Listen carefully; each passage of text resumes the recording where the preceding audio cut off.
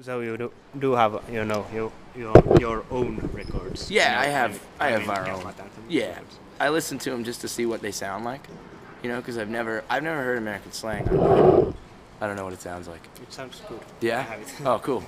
But I do listen to every once in a while. I'll like put on a record of ours, and I'll just kind of see what it sounds like, just to be like, what does this sound like on vinyl? And then it sounds good. I think sometimes, and sometimes I think it's total garbage, and then I take it off real quick, and it's a terrible record. So when you are doing record, then you don't think how it sound on vinyl or CD or. No, I think of just what it sounds like, the songs, and I think about the sound of it later, like when we're done, like recording the instruments, and then I kind of like sit back. I think more, how does it sound in the car? Like that's what I think about. I'm like, what does this sound like when you're driving? And I want to make sure that it feels like it's a good driving record. That's all I care about is music. Like with driving, it's just music is listened to in the car while you're driving. That's all I care about with driving. So do you drive a lot? I do, because especially now, because my wife convinced me to move to New York, which was kind of weird for me, because New York is like, it'd kind of be like if you moved to Germany and you'd be like, okay, it's not that different, but it's like, it's pretty different, and it's kind of, maybe not Germany, maybe like Sweden, and you'd be like, all right, I could get used to this, but it's kind of odd. And that's how I feel about New York, where I like it and it's pretty and it's cool, but like, it's just a little weird. So I think we're gonna move back to New Jersey. But what happens is, my point is that you have to drive so far from New York to New Jersey, even though it's a small distance. There's so many bridges and tunnels, and it's just, it takes forever. Yeah. What should I ask? What things make New York odd to you?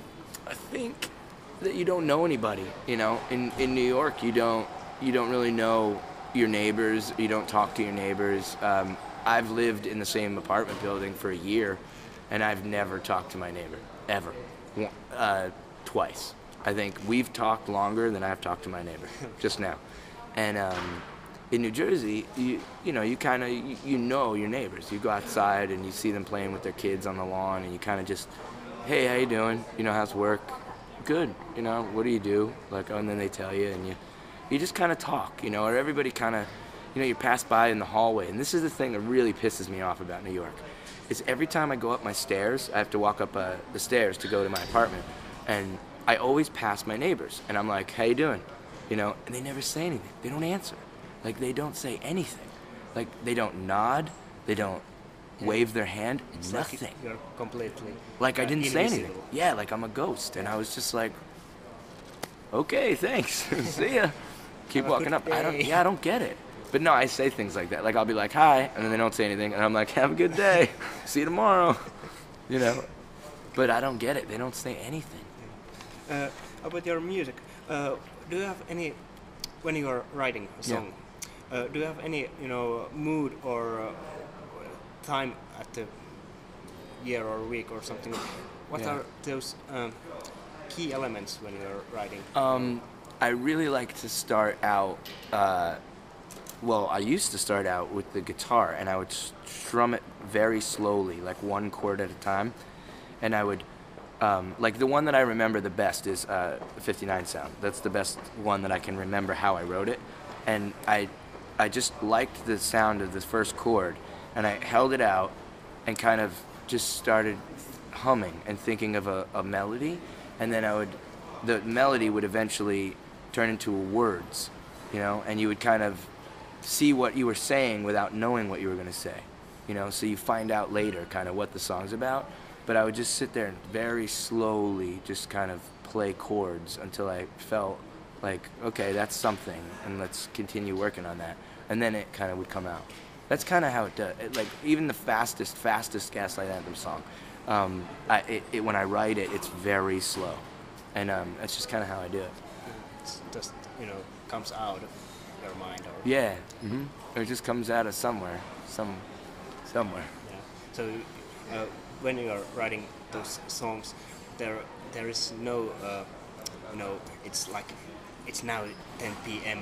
no, now I can write it. No, I prefer to write either in the morning or at night, late at night.